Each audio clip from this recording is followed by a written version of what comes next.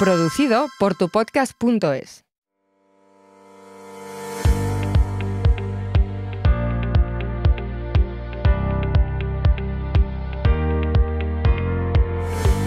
¿Qué tal? Bienvenidos, nuevo episodio de Rompiendo el Mercado, episodio 29, hoy sí, 29, la semana pasada yo quise correr demasiado, era el episodio 28, pero yo ya pues miraba en el 29, pues estaba pensando en este episodio donde, bueno, está la cosa interesante en los mercados, viendo algunas caídas en estas jornadas con ese VIX que todavía sigue por los suelos, pero luego es verdad que nos encontramos algunos artículos interesantes como este, a ver si me deja compartir pantalla, donde vemos interesantes como este de expansión, donde dice por qué toca una corrección en bolsa de entre el 3 y el 5%. Claro, en este artículo nos viene a decir que el mercado lleva 73 sesiones sin sufrir una caída significativa y que ahora es lo que toca. Bueno, no sabemos si es lo que toca. Si me dejáis mirar también en el sentido de las estadísticas, encontraba esta estadística del mes de junio, es de Carson Investment, muy interesante, donde nos contaba que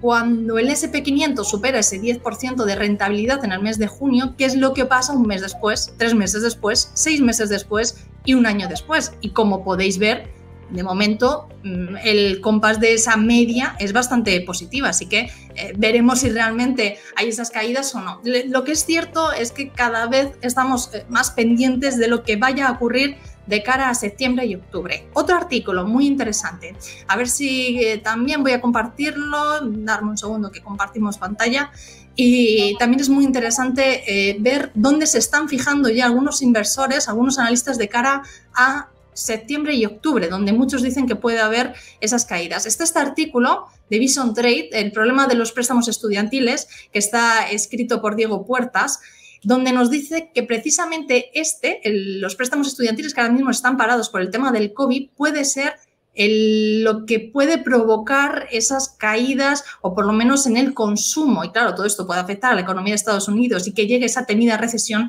de cara a septiembre y octubre. De hecho, al final del artículo nos dice, Diego, todo esto parece que puede ser un cóctel molotov para derrumbar el único gran pilar que le queda a la economía estadounidense, el consumo de servicios. Bueno, veremos si eso realmente es lo que puede pasar o lo que no, y veremos también, por cierto, gracias a Bison Trade, porque gracias a ellos podemos hacer este programa Rompiendo el Mercado, así que vamos a ver también un poco cómo funciona esta herramienta.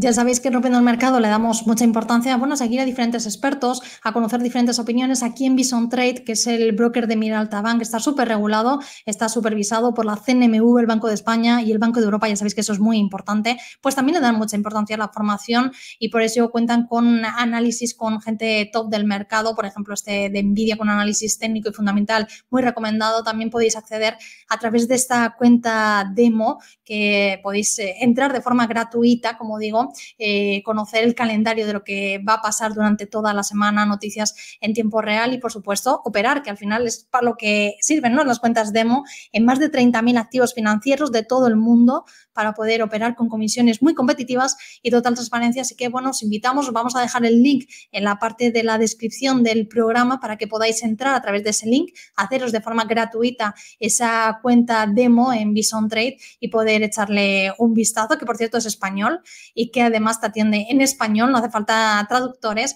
a través de WhatsApp, incluso a través de sus oficinas. Podéis acercaros también a cualquiera de sus oficinas y acceder. Y además es multiplataforma, podéis, a través de la web directamente, pero también os podéis descargar sus softwares si lo que os gusta es hacer virguerías, ¿no?, con los gráficos. Os invitamos, como digo, en la descripción tenéis el link y ahí podéis conocer más información sobre Bison Trade.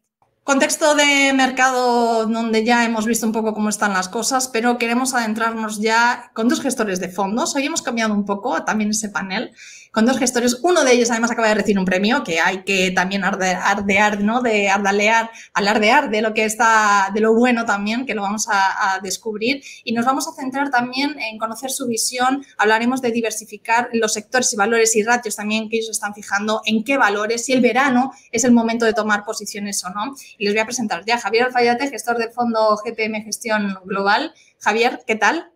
Hola, muy buenas. Aquí estaba escuchándote atentamente. Atentamente. Y Javier Lorenzo, gestor del fondo de inversión GPM Asignación Táctica. Javier, encantada también. Hola Laura, ¿qué tal? Aquí estamos. Y hablaba de premio de alardear, y hablaba de premio porque te acaban de dar el premio Rankia a mejor cartera de gestión indexada de renta variable. Enhorabuena, ¿no? Sí, nada, muchas gracias. Bueno, esto es al final una competición que hacen desde Rankia Pro entre, no sé si eran 25 gestoras. Y bueno, pues era del 1 de enero de 2022 a 31 de diciembre de 2022. O sea, era el año pasado, digamos. Y bueno, pues un año, para mí, en mi opinión, es corto plazo. O sea, hay un punto de suerte que tienes que tener, lógicamente. Pero oye, pues ser la cartera con más rentabilidad, encima en un año como 2022, que fue complicado por no utilizar otras expresiones, pues oye, pues contento, ¿no? Y siempre mola recibir esos premios, la verdad. Claro que sí. Y Javier, tú también creo que estás ahí en el horno, he visto ya con otro libro, ¿no? No sé si Sí. nos puedes decir alguna pista. Sí, y además es que vamos, siempre digo, madre mía, yo creo que ya no quedan más cosas, ¿no? Por aprender o por ver, y qué va, qué va, qué va. Es decir, siempre hay cosas que puedes profundizar, que puedes aprender, que puedes enseñar, ¿no? Porque es un poco la idea, ¿no? De todo esto. Y bueno, sí, va a ser un libro que lo voy a centrar mucho en sistemas y sobre todo en la parte de coberturas, que fíjate. Claro, cuando viene un año complicado o vienen años complicados, pues claro, la gente le interesa, ¿no? Aprender, oye, y esto de no estar siempre alcista, ¿no? O buscarte otro tipo de activos que tengan algún tipo de correlación que no sea directa, ¿no? Con la bolsa existe, claro que existe y se puede hacer y se puede combinar. Y bueno, en parte va por cartera permanente, pero en parte no. ¿Vale? Lo digo por aquellos que a lo mejor sepan un poco de lo que hablo. Y bueno, otra forma final de invertir y que yo creo bueno, que he visto que a lo mejor estábamos un poquito verdes aquí en España. Desde luego los americanos ya nos sacan pues, muchos años bueno, pues quizás de conocimiento. O sea que bueno, creo que no va a estar mal. Intentar, pues bueno, introducir, ¿no? Ciertos conceptos y sobre todo, yo creo que la parte de las coberturas y la diversificación, yo creo que es, digamos, la asignatura pendiente, ¿no? Que nos queda aquí en España, que siempre buscamos, o hay gente que siempre busca el pelotazo, ¿no? Como se suele decir, Sí. y yo creo que la inversión no va de eso, va de otras cosas. ¿Y de qué va? Ya que estáis hablando de inversión, ¿no? Yo voy a entrar ya en contexto de mercado directamente, pero oye, me gusta mucho lo que estáis diciendo. ¿Por dónde va la inversión, Javier, Lorenzo? Voy a referirme casi a Lorenzo y al Fayate, porque como hablé de Javier, vais a estar los dos. Entonces, ¿cómo lo ves tú, Javier, Lorenzo? ¿De qué va la inversión? Porque es verdad que aquí hablamos en Rompiendo el Mercado, hemos, bueno, tenido muchísimos expertos, cada uno lo ha visto de una forma diferente. Hay algunos que más especuladores, ¿no? Que lo ven como una ruleta rusa, un mercado manipulado. ¿Cómo lo veis vosotros, Javier Lorenzo? Pues sí, yo, bueno, un poco lo que acabas de decir, creo que hay tantas formas de ver el mercado como inversores existen, con lo cual aquí no podemos hablar de esta es la mejor o esta es la peor, pero yo sí que estoy muy de acuerdo con Javier, además él y yo lo hemos hablado muchas veces, ¿no? Con Alfayate, lo hemos hablado muchísimas veces, que creo que hay un punto muy importante que es, esto no va tanto de a ver cuánto consigo ganar, sino cuánto arriesgo por el camino para llegar a esas ganancias.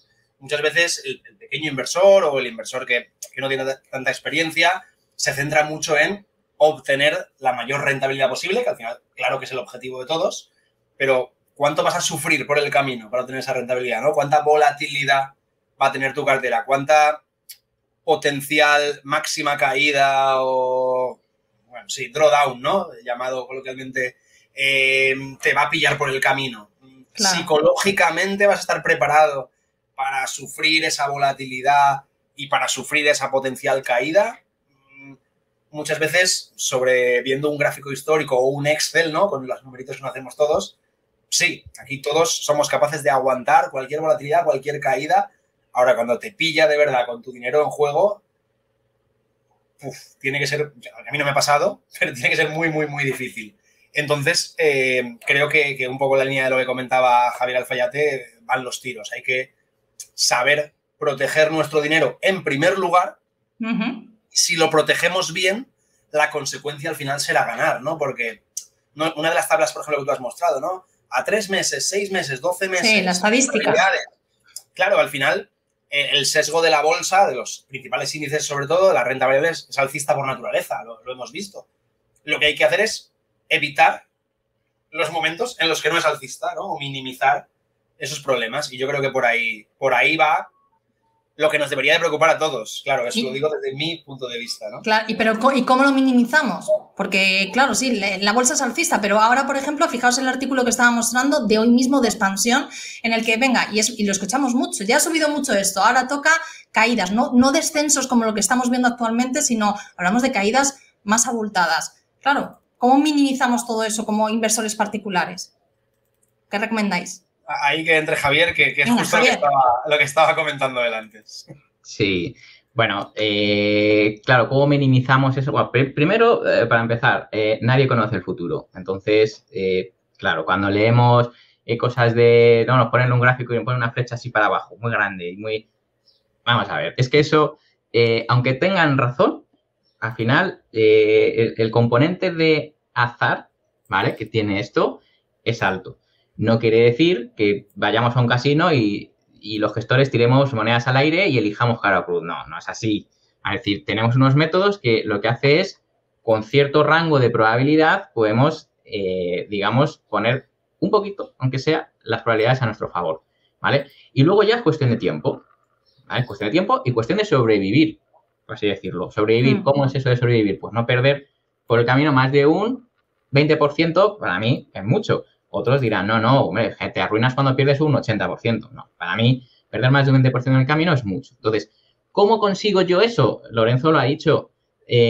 Bueno, a lo mejor tenemos que irnos, pues esto, ¿no? A ver qué otros productos, pues no son bolsa, como cuánto tenemos que diversificar. Él lo hace mucho con el tema hablamos de la cartera permanente, que es un poco la vocación es esa, ¿vale? Entonces, partimos de eso, de que primero, nadie conoce el futuro. Segundo, hay, digamos, métodos.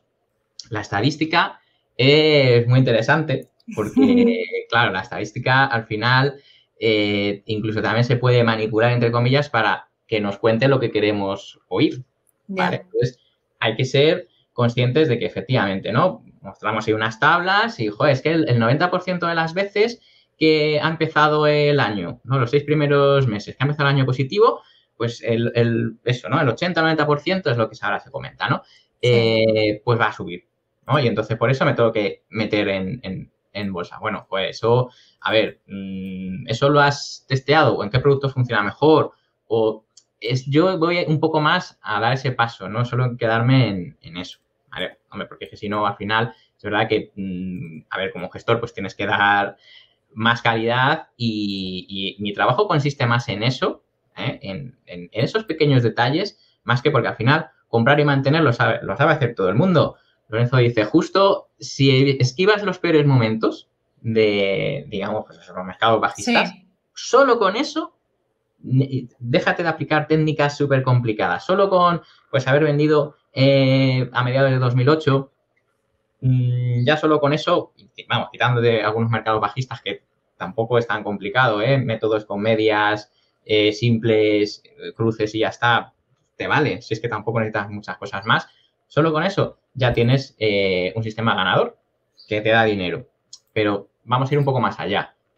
Yo quiero ganar, lógicamente, pero también no quiero perder por el camino, pues eso, más de un 20%. Entonces es un poco lo que, bueno, pues al final lo que yo intento hacer y explicar, bueno, que métodos hay muchos, hay miles, que pueden fallar todos, también es verdad, pero bueno, si diversificamos correctamente y no nos arriesgamos demasiado, ya no solo digo en cubrir, digo en usar otro tipo de productos, bonos, materias primas, divisas, etcétera, la probabilidad de que pierdas más de un 20% en algún momento de tu vida se reduce mucho. Claro, pero hay que sacrificar parte del beneficio potencial. Obviamente, no vas a ganar un 30% que gana alguno de estos, ¿no? Que te dice, mira lo que he ganado. Claro, yeah, pero luego ese no te dice, mira lo que he perdido.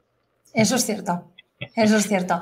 ¿Y cómo conseguimos una cartera eficiente a la hora de diversificar? Porque, claro, se habla mucho de diversificar como término. Hay que diversificar. Vale, yo quiero, Laura Guzmán se mete en bolsa, tengo una cartera. ¿Cómo diversifico? Sobre todo viniendo de dos gestores como vosotros, que es que no sois solo analistas, sino que vais más allá. ¿Cómo diversifico? Javier, a ti, Lorenzo. Claro, Javier, Lorenzo. Te vi hace poco un Twitter, un tuit en Twitter donde decías, pues eso, la importancia de diversificar. ¿Cómo diversifico? ¿Qué recomendáis para diversificar? Claro, ahí está un poco la clave. Justo has dado en el clavo hay que diversificar. O ¿sí? Yo tengo una cartera muy diversificada, ¿no? Estas carteras que se ven mucho con quesitos de colores que nos gusta hacer a todos, yo me incluyo.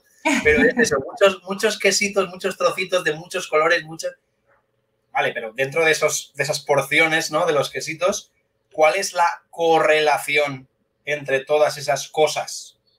Acciones, bonos, oro, materias primas, ¿qué tienes en la cartera? O sea, ¿se van a comportar todas igual en las mismas circunstancias de mercado? Porque entonces no estás diversificando nada.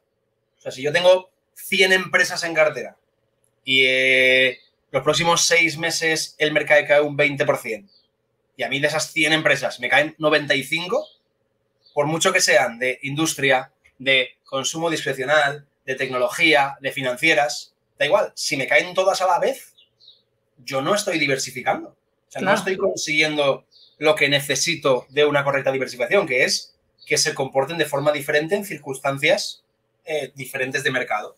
Y ahí está un poco la clave, ¿no? Javier Alfayate ha comentado cartera permanente. La cartera permanente es una filosofía, ¿no? Que posiblemente sea la base de la diversificación, cartera de Harry Brown, que lo que busca es eso, ¿no? Invertir en renta variable, renta fija, oro y la propia liquidez la considera un activo muy importante. ¿Por qué? Porque hemos visto a lo largo de los ciclos económicos que pues si hay inflación, si hay deflación, si hay crecimiento económico, si hay recesión económica, se han comportado de manera diferente. Luego está la segunda parte, que las correlaciones entre activos no son estáticas. Claro, se van moviendo. En 2022 vivimos un año, toda la industria, sobre todo de la banca de inversión, ¿no? Más renta variable, más renta fija. Más riesgo, menos riesgo. Llega 2022, te cae redondeando, un 20% la renta fija, un 20% la variable. Oiga, pero usted no me había dicho que estaba diversificando. Pues igual no, igual me he equivocado. Y usted, inversor conservador, con un 80% de renta fija en la cartera que le habían explicado que eso era algo defensivo, en plena fase de jubilación se ha comido un menos 20% en un año. Ostras, es muy duro. Entonces, hay que, entre comillas, que me entienda todo el mundo, jugar con los pesos de esas clases de activos principales, renta variable, renta fija, oro, materias primas, divisas que ha incluido también Javier Alfayate, o sea, todo lo que tengamos a nuestra mano, que conozcamos bien y que podamos operar sin problema, pues eso, ir combinando los pesos. Habrá veces que, simplificando, en fases de crecimiento económico, nos tiraremos por la renta variable porque ya hemos dicho que es lo que mejor le va a ir, pero a lo mejor en fases de recesión económica y inflación alta, como podemos estar ahora ahí en medio, pues nos toca no tener tanta renta variable y nos toca tener más oro. No sé, es un ejemplo, no estoy diciendo que sea esto lo que haya que hacer. Y con eso, ¿no? Esa, lo que yo llamo asignación táctica o sistemas de asignación táctica, vamos teniendo la cartera lo mejor preparada, lo más eficiente, ¿no? Lo has dicho tú muy bien, Laura, teniendo una cartera lo más eficiente posible para el contexto bursátil económico. Yo, la verdad, lo digo sinceramente, no sé de macroeconomía, pero un poco los fundamentos de estos sistemas están basados en la macro realmente. Lo que pasa es que yo, en vez de analizar la macro, ¿sí?, sistematizo la toma de decisiones, ¿no? En base a análisis técnico. Análisis técnico es que también cuando hablas de análisis técnico abrimos otro melón, pero... Sí, o sea, también. Sistemas, indicadores que, como ha dicho Javier, que hemos testeado históricamente y que funcionan razonablemente bien según lo que va pasando en el mercado. Pues esa es un poco la idea de diversificar. Diversificar bien. Yo puedo tener 3 o 4 cosas en la cartera y estar mejor diversificado que alguien que tiene 300. ¿Por qué? Por cómo se comportan esas partes de la cartera en los distintos momentos del mercado. Vale, pero esa correlación de la que me estáis hablando los dos, también he escuchado en muchas ocasiones, estoy leyendo mucho de que en 2022 esa correlación se rompió por todos lados. Claro, entonces, yo tengo que diversificar según esa correlación de activos, según el momento en el que esté. se complica todo mucho, más como está ahora mismo el mercado que no sabemos ni para dónde va. Claro. Sí. Bueno, es que lo que hablábamos antes de la estadística, años en los que la renta fija y la renta variable hayan caído a la vez, o sea, hay un gráfico por ahí, los cuadrantes, ¿no? Que se ponen los puntitos, es que son, no sé si eran 6 o 7 puntitos en 80 años. O sea, te estoy hablando de que la probabilidad de que se dé un año así es muy baja, pero se da. Entonces, por eso digo lo de la estadística, a la larga te va a beneficiar porque, hombre, se suele cumplir, a no ser que no se cumpliera, es decir, hombre, ya, pero si se va a cumplir, a la larga sabes que estás haciendo lo correcto. Pero siempre que se pone los resultados pasados, ¿no? Bueno, pues aquí diría lo mismo, es decir, que tú diversifiques en renta variable y en renta fija, a lo mejor no es suficiente porque te cae el año que bajan las dos, ¿vale? Entonces, a lo mejor hay que cogerse, oye, el tema del eurodólar, por ejemplo, se me ocurre, que tenemos dólares en cartera, ¿no? Oye, pues a lo mejor eso también es un elemento que te puede llegar a descorrelacionar con eso, precisamente. Sectores, hablaba también Lorenzo de sectores, a lo mejor hay sectores que precisamente cuando pues esa renta variable y esa renta fija caen, suben. El sector energía, que pues, casualmente fue muy bien, ¿no? Y todos los que... ahí fue el año que conocimos a todos los gestores que hacían energía, porque eran los que ganaban, eran los únicos que ganaban, ¿vale? Eran, pues aquí en España serían 5 o 6, pues ya está, los mejores gestores del mundo. Bueno, claro, pero es que es así, ¿no? Entonces, hay que tener en cuenta que no es todo, no es renta fija y renta variable, hay más cosas, ¿vale? Entonces, y cuidadito con... No, es que como esto es lo que ha pasado siempre... Bueno, ojo, no es un 100%, ¿vale? Es un 90%, pero hay que tener margen a... Oye, ¿y si me equivoco?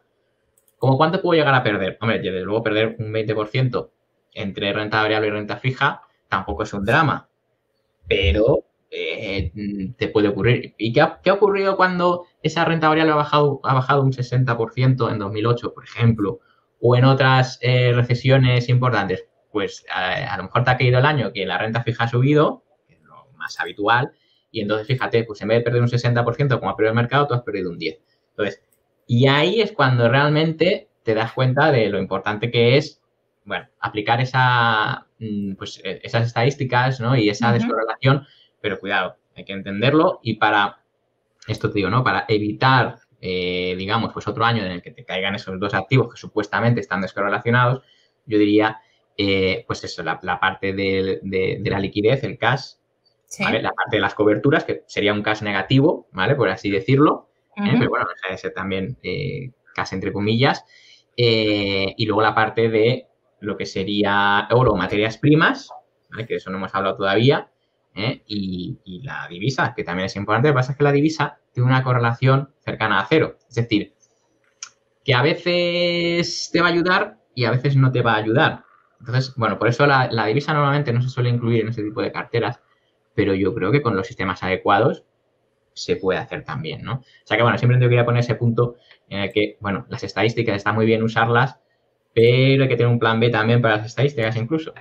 Hay que tenerlo, claro que sí. Sí me gustaría, estabas hablando tú antes, Lorenzo, de que la macro no entiendes, no la tienes en cuenta. Oye, ¿tenéis en cuenta lo que está pasando con los bancos centrales, esas decisiones, o vosotros no? ¿Vais más a valores, sectores? ¿No estáis pendientes de ello?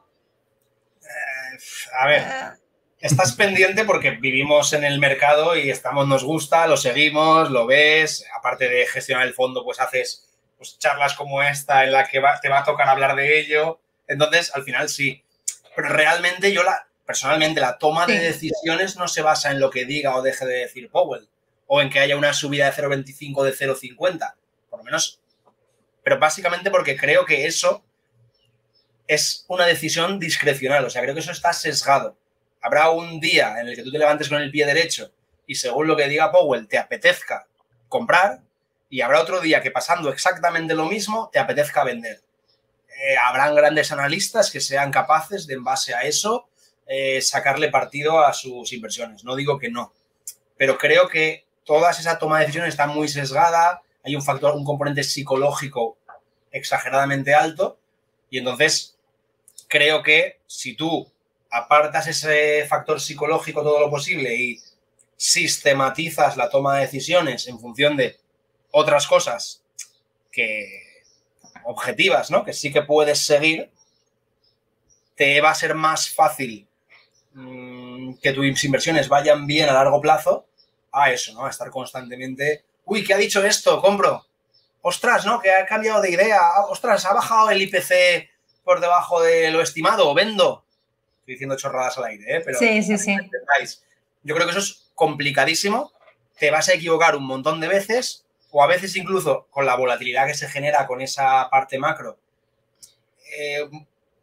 Tomas decisiones que habían sido positivas o que habían sido correctas, te van a salir mal. O sea, creo que, ya digo, dependes demasiado de tu coco, del factor psicológico, y el ser humano no está hecho para tomar decisiones con dinero de por medio.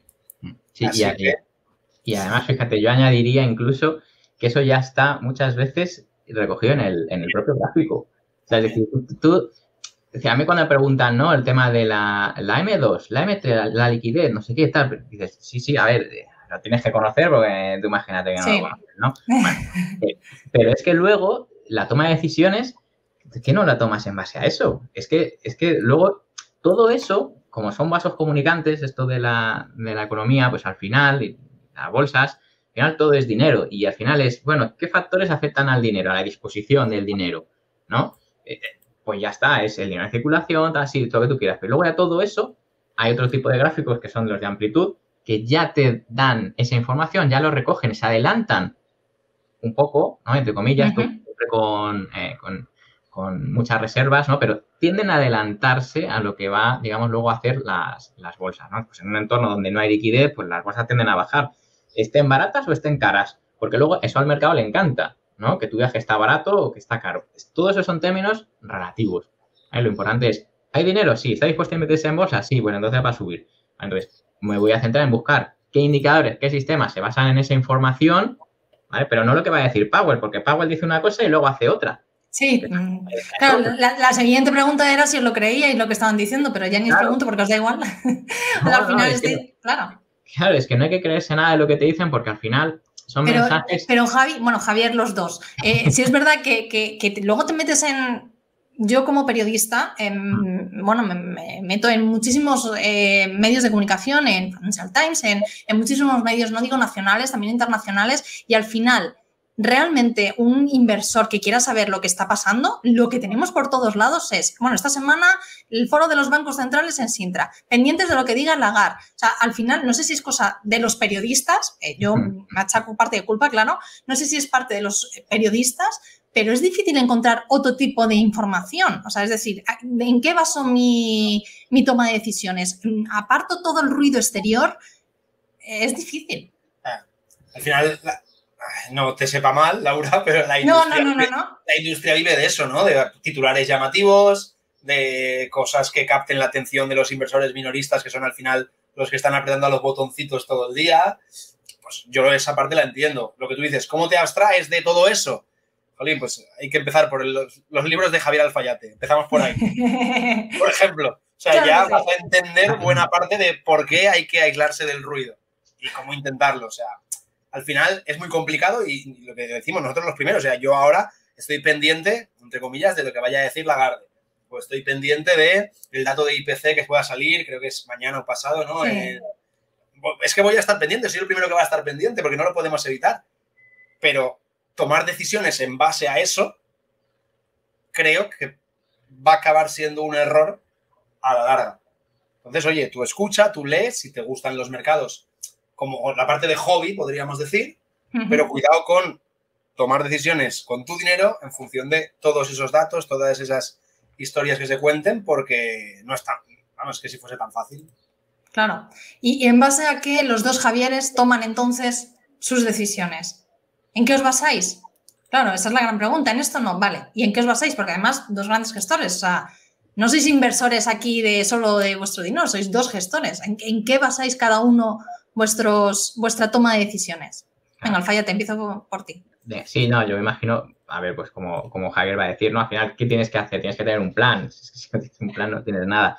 o vas a estar pues en función de por dónde sople el viento o eso, lo que diga pues es un presidente de un banco central o el dato del IPC de turno, ¿no? Bueno, tienes que tener sistemas. ¿Los sistemas en qué se basan? Pues en el análisis técnico mayormente. También hay, evidentemente, análisis fundamental de datos. Es que los datos o están atrasados, a veces manipulados, pero bueno, cuando son buenos, pues vale, ok, es otra forma de analizar. No vamos a entrar tampoco en si lo hacen muy bien, muy mal, da igual. O sea, es decir, al final tienes que basar un sistema, lógicamente, en datos, en estadísticas. Nosotros, vamos, yo, por ejemplo, yo programo todas las estrategias que sigo. Evidentemente, las programo, veo si son rentables. Hay que tener cuidado con eso. Ya hablábamos antes de la estadística, los sesgos que puede haber. Que haya ganado dinero en el pasado no quiere decir que te vaya a ganar en el futuro. Es decir, bueno, son muchas cosas, pero al final comentaba, ¿no? El tema del dinero, la disponibilidad del dinero. Si eso circula, pues hay que intentar llegar a averiguar, pero no porque te lo diga eso, un banquero, sino llegar a averiguar en qué afecta esa disponibilidad del dinero. ¿Vale? Hablaba antes de amplitud de mercado. Pues normalmente cuando hay dinero disponible, mucho dinero, y está dispuesto a invertirse en bolsa, normalmente suben la mayoría de los valores de las acciones. Eso es lo que en amplitud pues llamamos, ¿no? Pues que suben más de los que bajan, hay más valores haciendo nuevos máximos que nuevos mínimos, que parece una tontería, pero eso es mucho más importante que el S&P ha alcanzado 4.400. Pero te va a salir, el titular va a ser que ha alcanzado 4.400 y no que es que ha subido con un 80% los valores. Es que fíjate, entonces, hay que cambiar un poco el chip. Hay que ir pensando que esas cosas son importantes porque te están dando información sobre la amplitud. Cuando eso es una información negativa, tienes que tener cuidado. Claro, pues ahí ya es cuando ya empiezas a construir sistemas, ¿no? Es decir, vale, pues entonces me hace un indicador que me mire esto. Cuando pasa esto, esto y esto, pues entonces me vendo o me quito esto. Luego ya vas jugando un poco con los pesos, ¿vale? Con la diversificación. No todo es... Y no es tan fácil, ¿eh? Porque luego al final, claro, acabas con 28.000 reglas diferentes, que eso también hay que tener cuidado con la sobreinformación. Exposición, ¿no? Claro, exactamente. Claro, entonces, bueno, yo parto por ahí. En la carrera me enseñaron a programar, afortunadamente, y yo ahí, pues bueno, sí que he aplicado muchas cosas. Luego, pues la estadística y todo esto ayuda, pero hay que tener métodos contrastados, que funcionen, que hay cosas muy sencillas. Hablaba antes de cruces de medias, pero es que lo más sencillo, al final, es lo que funciona, ¿eh? Entonces, cosas sencillitas, tendencias y, sobre todo, la amplitud de mercado, que eso es importante. Yo no sé, Javi, qué opinará, pero yo por ahí parto de la base de hecho y luego ya voy desarrollando y voy construyendo más cosas. Más sistema. Yo estoy, muy en la línea de lo que comenta el Fayate, ¿no? Sobre todo comentar puntualizar dos cosas. Una, cuando hablamos de análisis técnico, no hablamos de chartismo, que muchas veces la gente, sobre todo la gente que critica el análisis técnico, lo critica desde esa parte, ¿no? Un doble suelo, un doble techo, un hombro, cabeza, hombro, todas estas cosas. Yo no digo que no funcionen, ni muchísimo menos, pero es verdad que vuelvo un poco a lo que decía antes de los datos. La mayoría de esas decisiones son discrecionales. O sea, si tú quieres que el mercado o apuestas por un mercado bajista, vas a encontrar dobles techos, hombros, cabeza, hombros y divergencias bajistas por todas partes. Si tú crees que estamos en un suelo de mercado, vas a encontrar el patrón técnico que te marca que esto va a subir.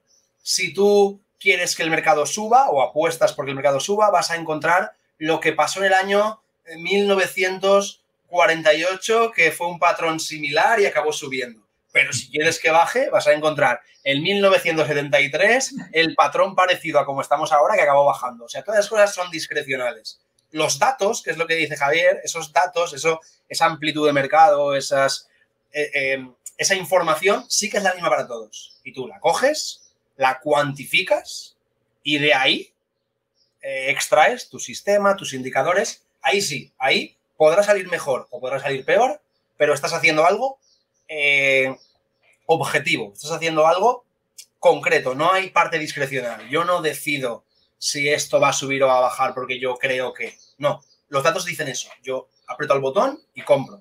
Que luego sale mal, ya me encargaré de gestionar mi mala entrada o mi mala posición o lo que sea. Y luego lo otro que quería puntualizar, que se me acaba de ir un poco porque... Son muchas cosas. Sí, del tema de la diversificación, ¿no? O sea, esto muchas veces se habla de, o hay gente que argumenta, oye, pero es que estáis hablando todo el rato de reducir la volatilidad.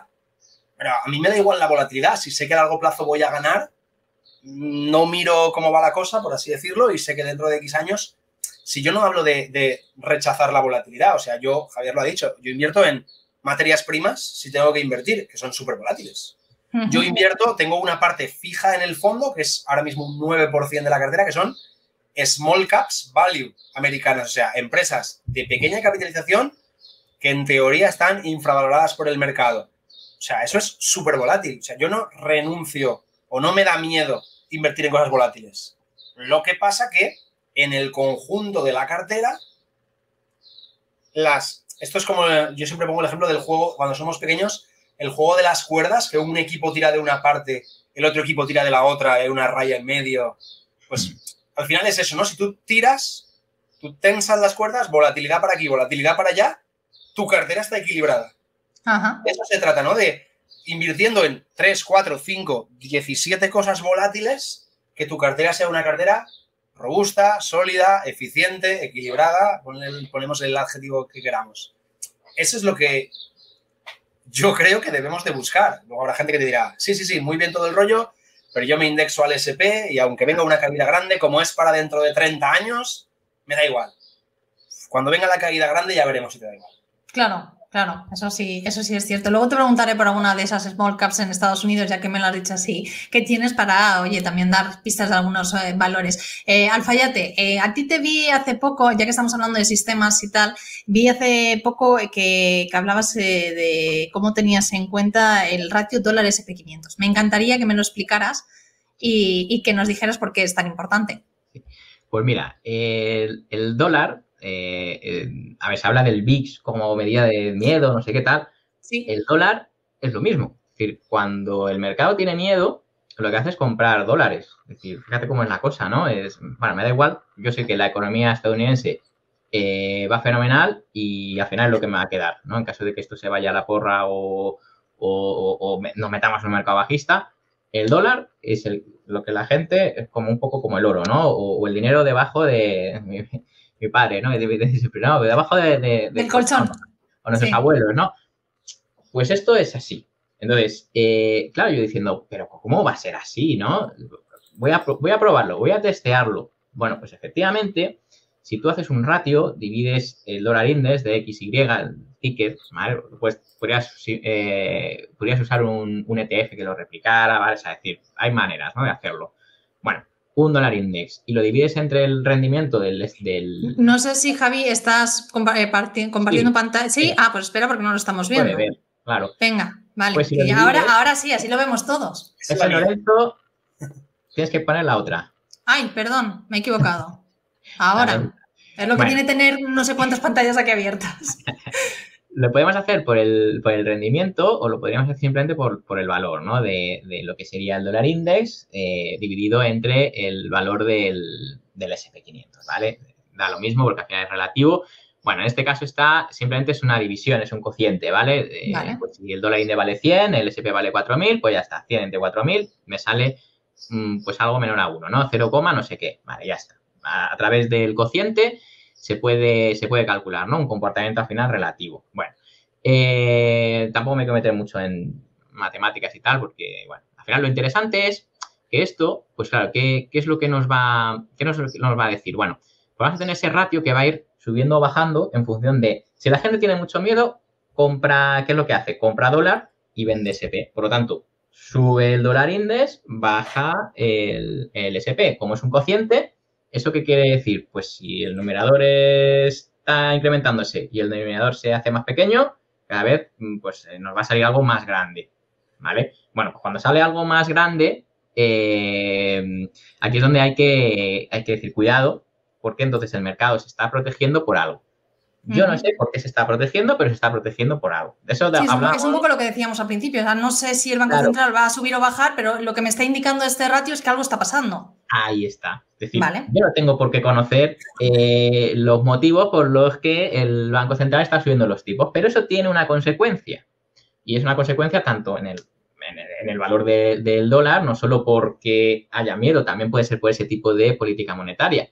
Y si esa política monetaria al final acaba afectando a la bolsa porque baja, porque no hay dinero disponible, etcétera, etcétera, pues ahí lo tenemos, ¿vale? Entonces, es una manera de cuantificar algo o digamos, de no hacer tan aleatorio una decisión que al final, pues no depende de ti. Es de un señor o unos señores que están ahí muy alto en el piso no sé cuánto del BCE. Bueno, yo ahí nunca voy a estar. Es que ni siquiera en la primera planta voy a estar. O sea, no me voy a enterar. Bueno, nunca se sabe, Alfayate. Nunca se sabe. Nunca se sabe. Pero creo que no me voy a enterar. Entonces, claro, a través de sus actos es como me voy a enterar, no de lo que digan. No de lo que salga por la tele, que a veces será, otras veces no será lo que van a hacer. Por eso digo que al final... Pero eso sí, siguiendo ese rastro del dinero a través de... Bueno, en este caso es un ratio, una cosa muy sencilla, ¿bien? Esto es público, o sea, se puede...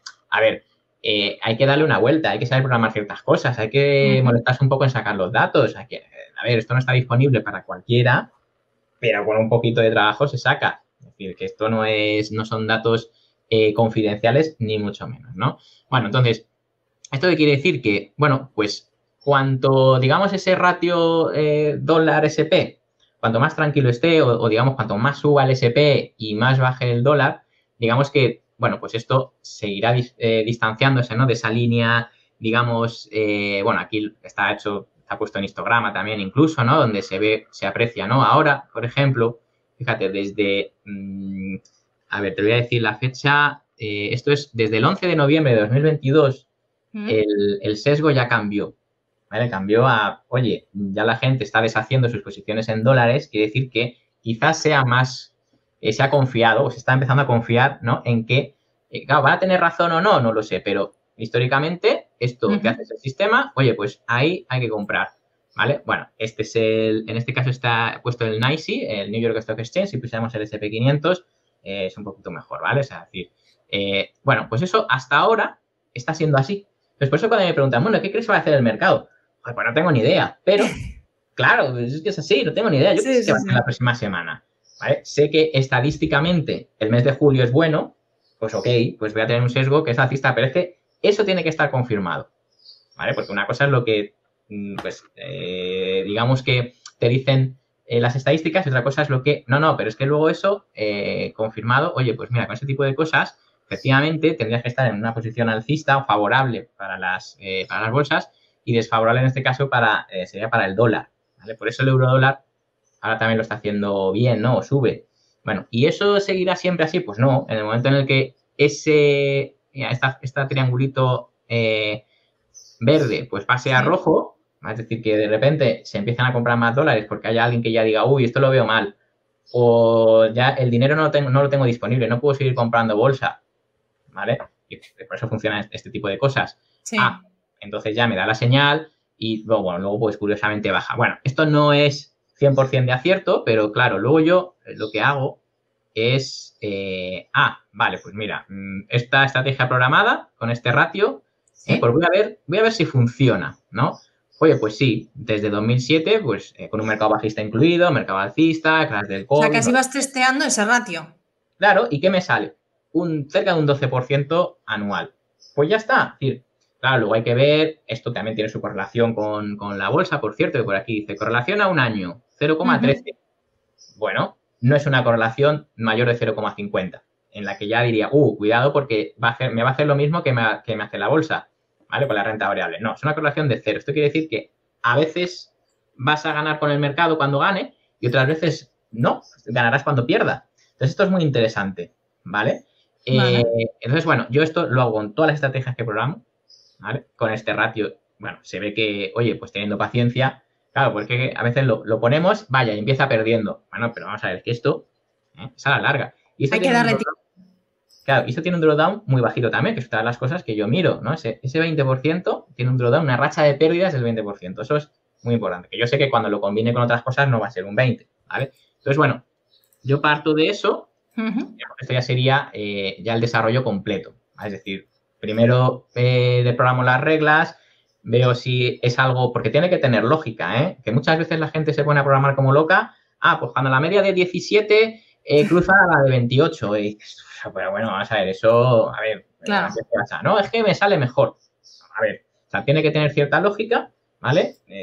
Incluso esto de los parámetros también es importante, pero bueno, luego ya, pues, cuando lo programas y a la primera, porque muchas veces esto, yo que he hecho muchas estrategias, si a la primera te gana y además tiene lógica, está bien fundamentado, eso, Sí. y te va a funcionar. A ver, no se puede decir que es seguro, pero es muy probable que te va a funcionar, ¿vale? Cuando a la primera tú programas algo y ya te sale. Hablábamos del sesgo. Evidentemente, si programas estrategias alcistas y el sesgo es alcista, vas a tener más probabilidades de que programes un sistema ganador. Pero como es algo así tan peculiar, ¿no? Dices, joder, Sí. el dólar y el SP, pero qué tontería, ¿no? Si yo, pues ya está, si yo comprando SP ya voy a ganar, ya, pero lo que decía antes, Lorenzo, y por el camino, ¿cuánto te estás dejando? Es que cuando vemos el papel es muy bonito, pero luego cuando es nuestro dinero, ostras si te fijas tú en eso, y ostras si... Hombre. Es que lleva perdiendo un 5%, madre mía, te pones nervioso por un 5%, no te digo nada, si te mete un 20%, como ha pasado con este ratio. O sea, pero bueno, es un poco así el proceso y bueno, pues quería también que viera, ¿no? Y bueno, y se parte de ahí, de una idea, y luego se desarrolla. Y luego se pone en mercado. Eso es lo bueno. Claro. Eso es lo... Iba a decir divertido, no, porque a veces... Hay que tener cuidado con lo que se dice, sí. Claro, ¿no? Y evidentemente, oye, nosotros al final, vamos, el dinero de los partícipes es lo más sagrado que hay en el mundo, por supuesto, porque es su confianza y el dinero que cuesta ganar, vamos. Pero bueno, si queremos riesgo para obtener un beneficio, porque no existe el beneficio sin riesgo, lo siento, no existe.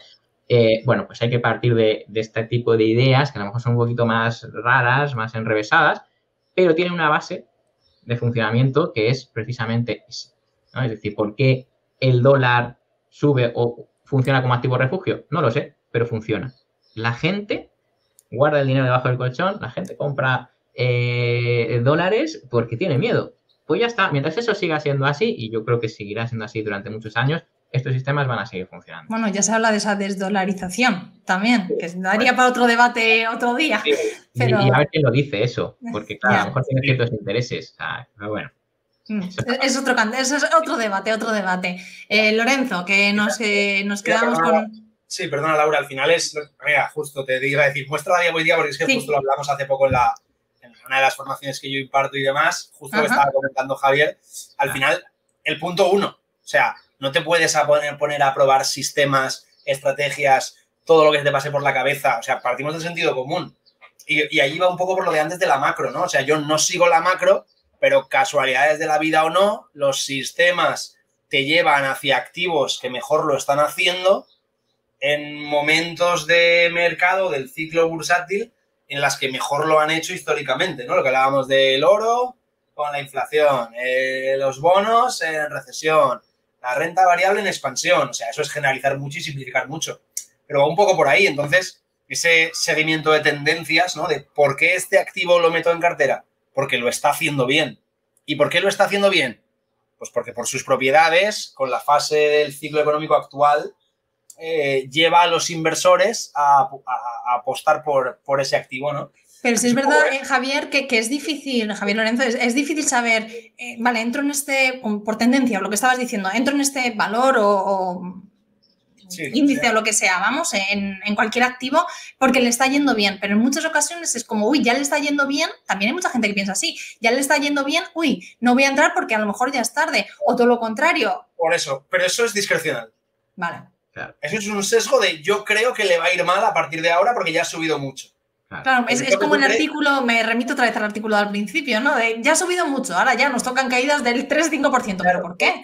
¿Por qué? Porque lo diga un periódico, pues no sé, puede ser que acierten. Sí, pero al final es eso, si tú has sistematizado ese seguimiento de tendencia, pues el clásico que yo utilizo también en mi fondo, de Javier Alfayate, indicador de inercia alcista. Marca de la casa de Javier. Rendimiento de medio plazo, de 8 meses, 9 meses, 10 meses, partido volatilidad del mismo activo de 12, 14 meses. Y eso te da un numerito. Inercia alcista. Dentro de esta cesta de activos, la que tú quieras, dentro de estas acciones, de estos índices, de estos sectores, de estas... ¿Qué tiene más inercia alcista? Este y este. Pues los meto en la cartera. No sé si en este momento esos 3 van a ser los mejores, pero sí que sé que en los próximos 20 años, siguiendo ese indicador, lo voy a hacer mejor que el 95% de los inversores de este mundo. Pues apuesto por ello, confío en ello. ¿No? Vamos, sí. Yo, dicho así suena muy fácil, pero es que no es tan complicado. Pero bueno, luego el punto 2 que veis aquí, yo siempre, esto lo digo yo un poco porque, a ver, podemos ser los primeros, pero inventar la rueda o el fuego es bastante complicado. Entonces, oye, si tú te basas en estudios de otros, ¿no? Hoy en día tenemos al alcance de la mano papers de grandes inversores, sobre todo de Estados Unidos. ¿Los veis vosotros? ¿Estáis pendientes de esos papers, de alguno en especial, ya que me sacas el tema? Friki de papers. Sí. O sea, yo no leo ¿Y nos podéis recomendar alguno, por ejemplo, alguno que sigáis? Mira, yo puedo recomendar, y esto, vamos, esta información ya, el que esté viendo el podcast, ¿dónde está aquí esto? Es un poco friki, pero... A ver. No, pero es que al final son las herramientas que la gente necesita saber. ¿Dónde os estáis fijando vosotros? Aquí en el mercado nos fijamos mucho en eso, en esa trastienda del mercado, que saber dónde os fijáis vosotros, qué estáis viendo, no irnos en... Es muy fácil los consultorios, ¿no? Los valores, tal, pero al final hay que intentar ayudar también al pequeño inversor a descubrir cómo llegar a esos valores, cómo llegar a ese tipo de inversiones. Mira, en esta página web, no sé si se ve en pantalla. Sí, se ve, lo estamos viendo. Savvy Investor. ¿Sí? Tú aquí tienes, o sea, voy al inicial, ¿vale? Porque esto es uno concreto. Tú aquí tienes de la temática que tú quieras, Quant, herramientas, que esto es la parte un poco más que toco yo, ¿no? De visión de mercado, de grandes casas, todo. Mira, Asset Allocation y Tactical Asset Allocation, que es lo que yo... Bueno, mi fondo se llama Sistema de Asignación Táctica, con lo cual, pues tú te vienes aquí y tienes todos los papers de todas las casas, de todo lo que presentan constantemente. Y recientes, ¿sí? O sea, esto es de la semana pasada, 22 de junio. Mira, el podcast de Meb Faber, que Meb Faber es un gran precursor del seguimiento de tendencias, o sea, es que lo tienes todo. Yo lo que estoy es como si fuese una newsletter suscrito a todo lo que tenga que ver con diversificación, todo lo que tenga que ver con sistema de asignación táctica. Y entonces, semanalmente, recibo correos, pues eso, ¿no?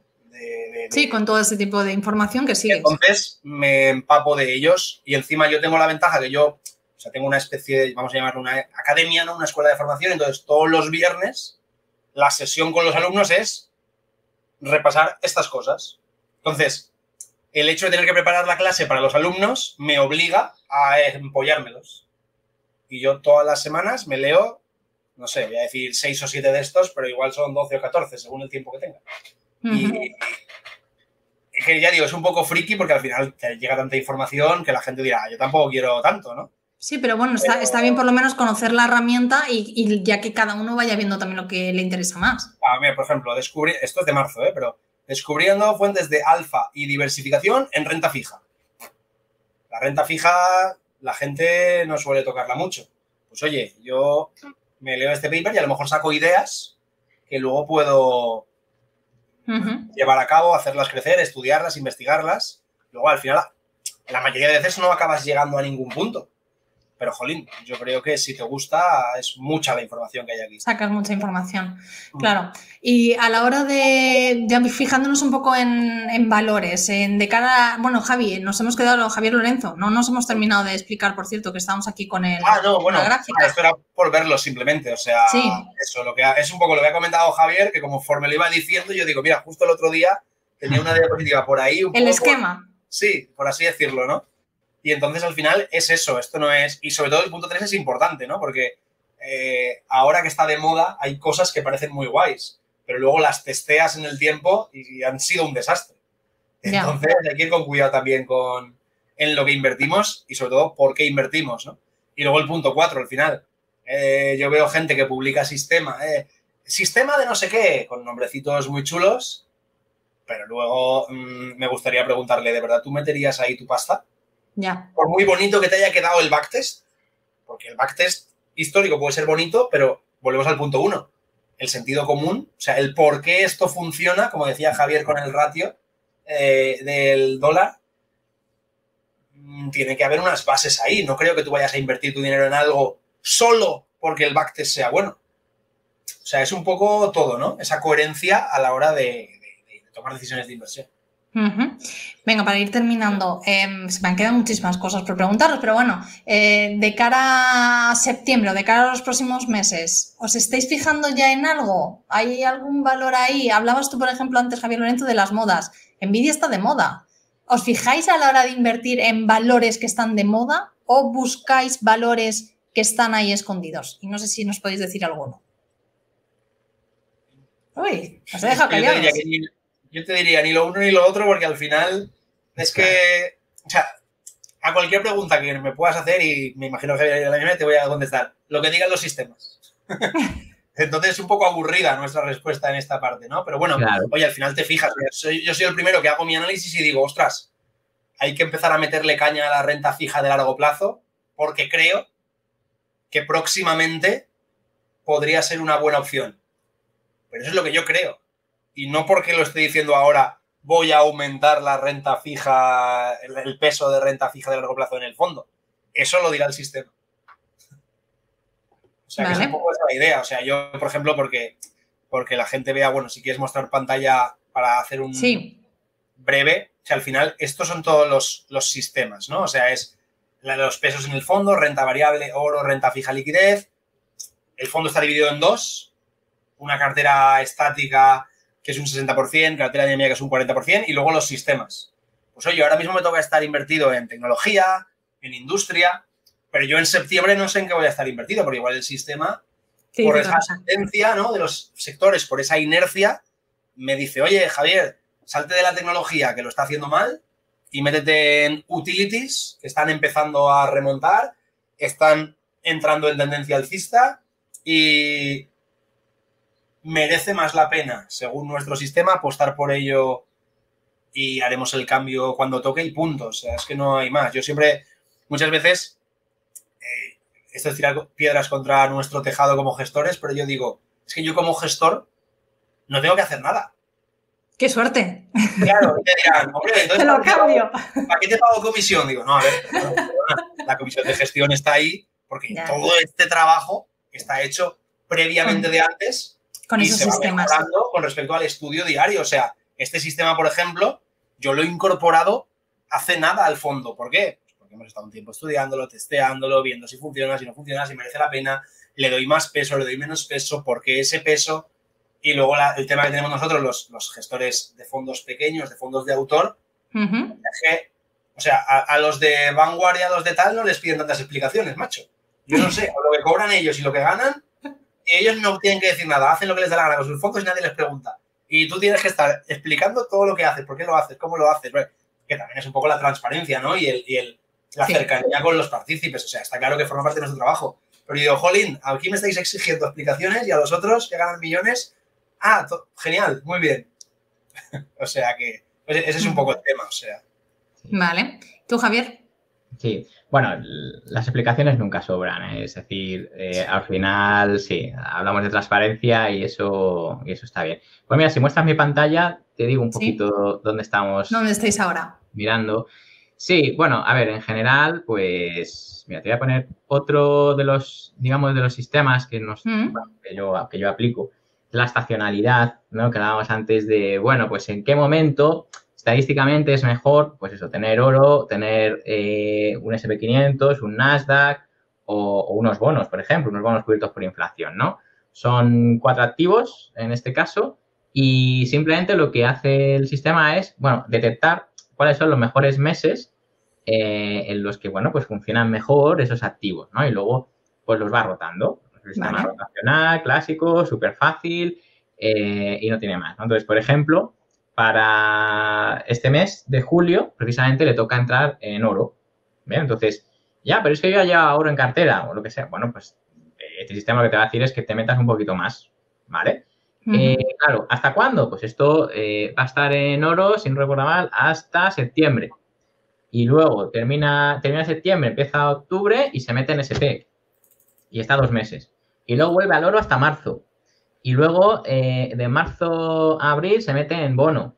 Y luego, si no recuerdo mal, desde abril hasta julio, ¿vale? Que así ya hace la rueda, Sí. en Nasdaq. Es decir, ahora hemos estado en Nasdaq, nos ha ido, claro, de cine, porque justamente resulta que de marzo, abril hasta julio es cuando, bueno, pues estadísticamente más sube el Nasdaq. Bueno, pues mira qué casualidad que se ha vuelto a cumplir esa pauta. Vale, ok. A lo mejor no sé. Hay otros años en los que eso no se cumple. Bueno, pues de eso se trata. Al final es un patrón estacional que, bueno, que por lo que sea, pues también funciona. Hay que tener cuidado porque esto hay que testearlo bien, ¿eh? No vaya a ser que sea fruto de la casualidad. También puede ser. Pero yo del oro sí que me parece que no es de la casualidad, ¿eh? Las materias primas tienen un componente estacional muy importante. Sobre todo las agrícolas, por lo que es evidente, ¿no? Porque si te viene la cosecha, pues vas a tener más oferta en momentos concretos del año que en otros que no tienes cosecha. Bueno, al final es un poco, bueno, hallar o averiguar si eso tiene sentido, lo que ponía antes Lorenzo en su transparencia, ¿no? ¿Tiene sentido común? Pues sí, sí tiene. De momento sí. De momento sí, en la parte del oro, por supuesto, la parte de la renta variable, yo creo que sí, es decir, porque al final hablamos de disponibilidad de dinero y, bueno, parece ser que el Nasdaq lo hace muy bien en esa parte del año. Bueno, sí. Pero eso va a cambiar en el futuro, no lo sé. Ahí ya me fío un poco menos, pero yo del oro sí que me fío. Normalmente, no sé por qué, en verano funciona muy bien. Y de diciembre hasta primeros de febrero funciona también fenomenal. Dicen que es por los artículos de joyería, no sé qué, que entonces se vende más, lo que sea, me da igual. Al final, las bodas de la India, creo. Ah, bueno, mira. Dicen que es la fase de la yo he leído muchas cosas de eso, sobre ese tema. Sí, ¿no? Bueno, tú es que lees mucho. Con todos los papers que nos ha contado. Claro. Entonces, fíjate, Laura, fíjate, desde 2007, simplemente haciendo eso y rotando, el sistema tiene un drawdown del 19%, es decir, ok, no pasamos el 20%, que pasar el 20% a mí no, me desagrada mucho, no pasamos del 20% de drawdown y tiene bueno, lo que gana es un 18% anual, yo esto me parece muy exagerado, es verdad que, bueno, sí que lo hace. Lo hace este año, pues llevará por un 15, claro, se ha metido en Nasdaq, pues ya está perfecto. Claro. Claro. ¿Y ahora qué va a hacer? Vender Nasdaq y se va a meter en el oro. Fíjate. Y tiene un 8% de stop loss, ¿vale? Si, por lo que sea, compramos oro en julio y nos baja un 8%, se sale y se mete en bonos.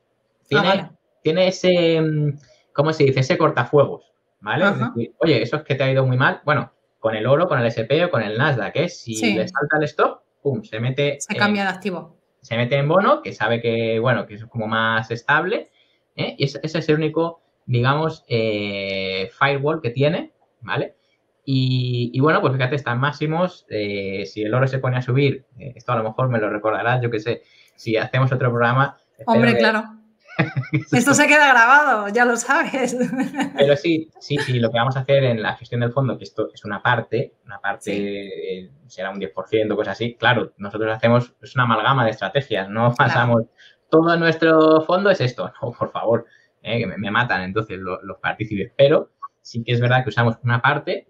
Fíjate, Lorenzo, cuando ha puesto los quesitos. Sí. Anda que no hay estrategias ahí, porque lo muestra así muy rápido, pero anda que no hay cosas ahí. Sí. Y luego dice, no, si yo no trabajo mucho, o los gestores no trabajamos mucho. Uy. No, claro, es que parece que no se trabaja, pero porque habéis hecho todos esos sistemas para, pero la elaboración de esos sistemas es trabajo, claro. Se ven 4 quesitos y dice, ya está, ¿no? Qué fácil. Bueno, hay mucho trabajo por ahí. Sí. Este sistema, pues bueno, también se ve, ¿no? Como va subiendo, tiene sus rachas de pérdidas, pero es muy interesante para lo que estamos hablando, ¿no? Al final, los sistemas ganadores existen. Siempre hay que ser muy escéptico a la primera, siempre hay que ser muy escéptico, hay que probarlo, hay que estar un año, pero a ver, si yo estuviera aquí metido, vamos a ver si esto realmente, porque yo alguna vez me llevo alguna decepción de estas, de joder, un sistema buenísimo y de repente, no, aquí hay algo que falla, pues a lo mejor pues que lo has centrado mucho en un índice en concreto o lo que sea, es decir, luego esto tiene un proceso y cuando ya lo tenemos, pues ya está, es un edge que se llama una ventaja que existe en el mercado, que está sustentado por algo que entiendo, que tiene lógica, y bueno, pues mientras eso siga funcionando, yo seguiré beneficiándome de eso, pero no le voy a meter todo, no voy a hacer un all-in, como se suele decir, a una estrategia. Es decir, bueno, serán varias estrategias que tienen ventaja y ya está. Y así es un poco como, bueno, pues la conclusión a la que yo llego como gestor es esa, usar estrategias y sistemas que funcionan y siempre teniendo en cuenta que te puedes equivocar, que también existe el otro downs y, en fin, sí, que no es, exactamente, que no es un sistema, que son muchos los quesitos que nos mostró antes Javier, Lorenzo, que pues eso, que no es solo un sistema, eso está formado para formar esos quesitos, hay que hacer muchos sistemas y mucho estudio detrás, y al final para llegar a esa conclusión a la hora de hacer esas gestiones también dentro del fondo. Javier Lorenzo, Javier Alfayate, un auténtico placer, hemos aprendido muchísimo de cómo funcionan los fondos, muchas veces no lo sabemos, cómo funcionáis los gestores, en qué os estáis fijando, que no es solo hablar de valores sin más, como en los típicos consultorios donde sois además asiduos. Detrás de un valor, detrás de un fondo hay mucho más, hay mucho trabajo y mucha lectura, como les decía Javier Lorenzo, que madre mía, yo no sé cómo sacas tiempo para tanto, porque con tanto que leer, ¿verdad? Así que nada, que ha sido un placer, que os esperamos, por supuesto, estaré pendiente del oro, Alfayate. Ya te invitaré para que me cuentes a ver cómo ha ido su estrategia ahora en julio. Así que nada, nos vemos próximamente y nada, que muchísimas gracias por acompañarnos aquí en Rompiendo el Mercado. Hasta la próxima. Laura, gracias a ti por la invitación. Producido por tupodcast.es.